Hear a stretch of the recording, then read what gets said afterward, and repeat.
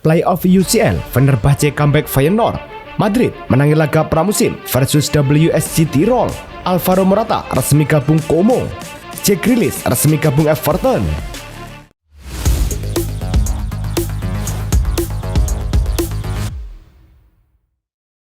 Halo Soccer Mania, kembali lagi di Blessing Soccer News. Kali ini kami sudah siapkan berita-berita terbaru seputar dunia sepak bola. Tentunya untuk kalian semua, selamat menyaksikan. Laga Grasshopper versus Bayer berlangsung di Stadion Lezigrund Selasa malam. Bayer unggul lebih dulu menit ke-21 lewat tendangan jarak jauh Lennart Karl.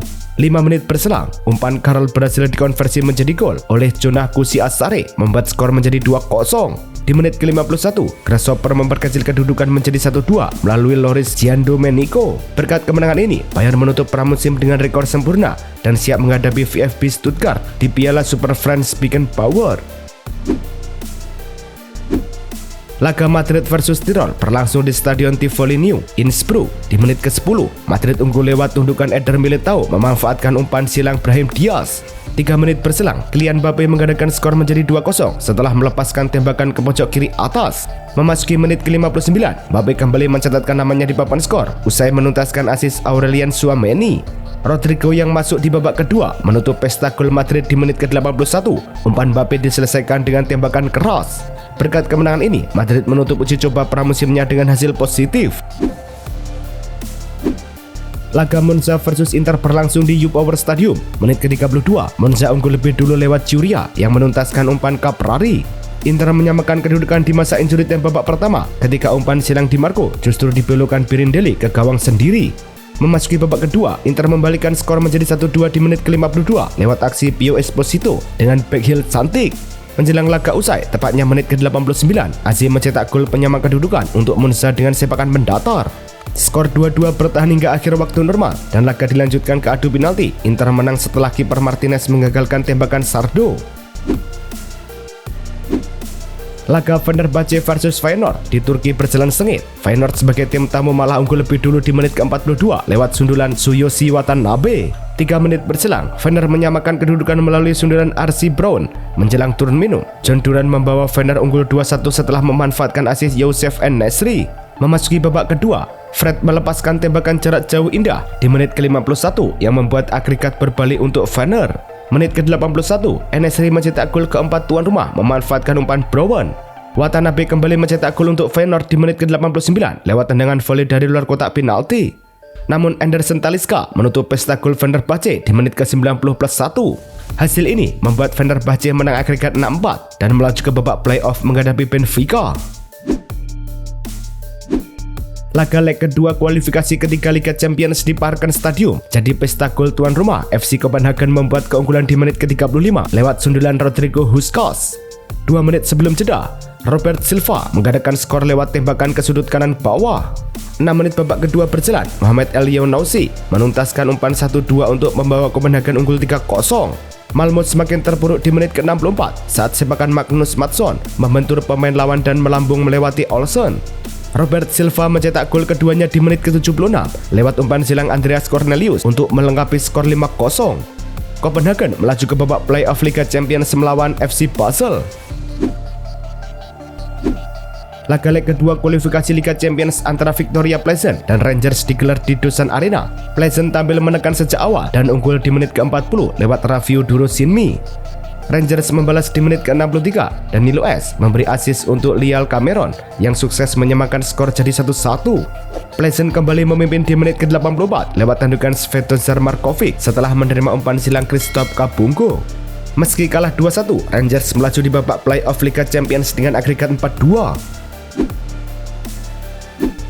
Laga klub Brugge versus RB Salzburg berlangsung di markas Brugge. Di menit ke-18, Salzburg unggul lebih dulu melalui tandukan Jakob Rasmussen. Menjelang turun minum, Salzburg mengadakan skor menjadi 0-2 lewat aksi akrobatik Edmund Paido di menit ke-42. Brugge baru bangkit di babak kedua, menit ke-61. Joaquin Seis melepaskan half volley cantik membuat skor jadi 1-2. Tuan rumah terus menekan dan di menit ke-83 Carlos Forbes sukses melewati bek lawan sebelum menghujam gawang Salzburg. Drama di menit akhir ketika Van Aken mencetak gol ketiga Brugge yang memastikan kemenangan 3-2 di laga ini dan agregat 4-2. Salzburg pun gagal melanjutkan tren 6 musim lolos ke fase grup Liga Champions. Laga Benfica versus Nice di Stade Dalus berjalan panas sejak awal. Benfica membuka skor di menit ke-18. Andreas Skjelderup mengirim umpan matang yang diselesaikan Frederik Aursnes.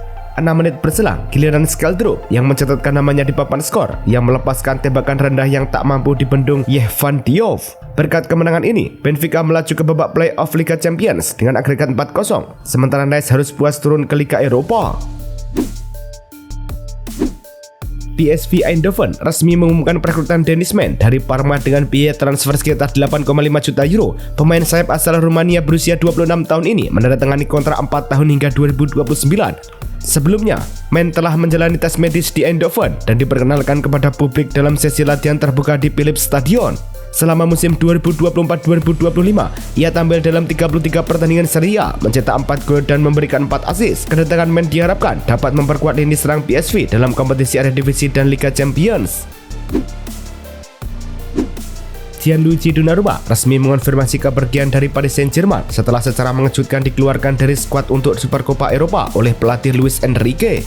Dalam pernyataan emosional di media sosial, Donnarumma menyatakan bahwa sejak hari pertama di Paris, dia telah memberikan segalanya. Namun, seseorang telah memutuskan aku tidak bisa lagi menjadi bagian dari grup.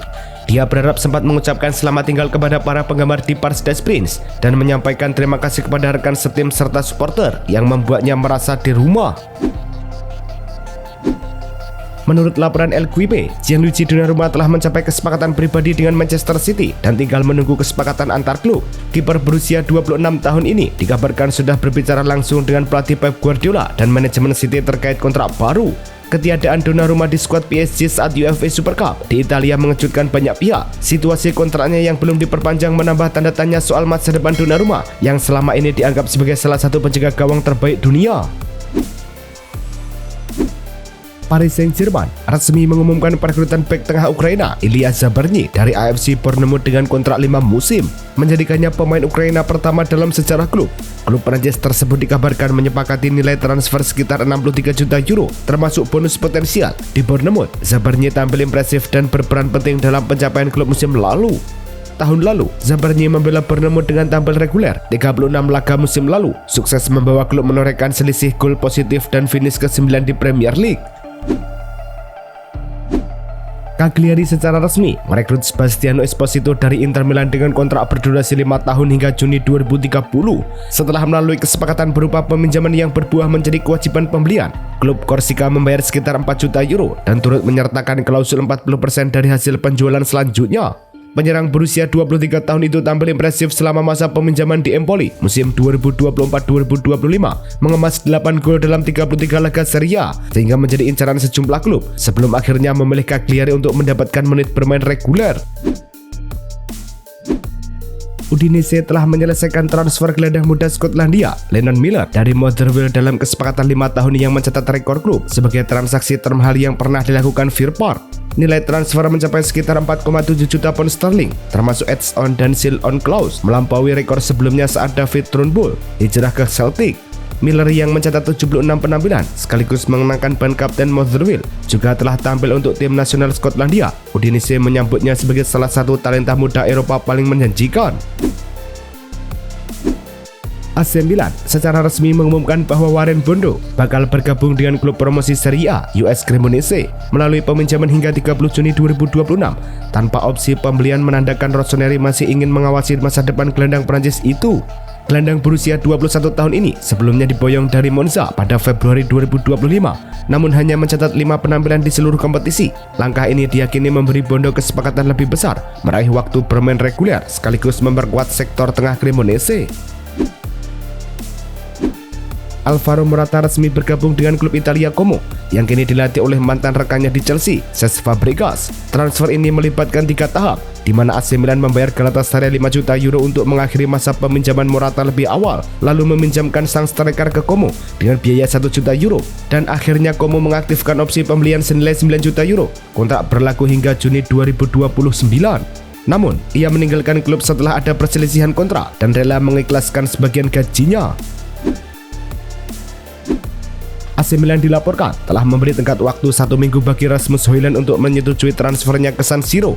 Direktur olahraga Rossoneri, Igor Tare, bahkan telah terbang ke Manchester untuk mempercepat negosiasi, namun sang pemain belum menyatakan persetujuan resmi.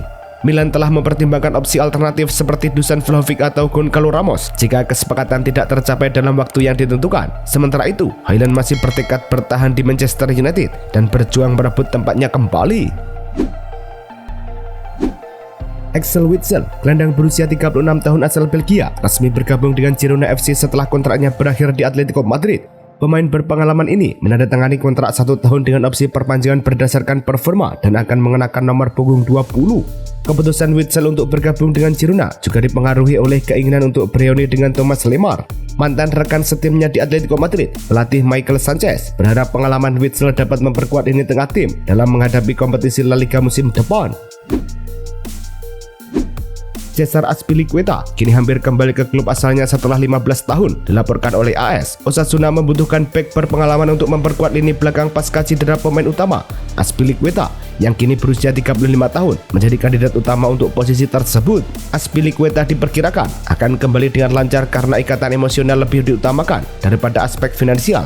Dengan karir gemilang di Marseille, Chelsea, dan Atletico Madrid, ia siap menghadirkan pengalaman dan kepemimpinan yang dibutuhkan Osasuna. Sevilla FC resmi mengumumkan kedatangan Odysseas Vlachodimos dari Newcastle United dengan status pinjaman selama 1 musim jelang La Liga 2025-2026. Kiper asal Yunani berusia 31 tahun ini mencatat menit bermain lebih banyak setelah hanya tampil sekali di Carabao Cup musim lalu, sebagaimana dilaporkan situs resmi Sevilla FC.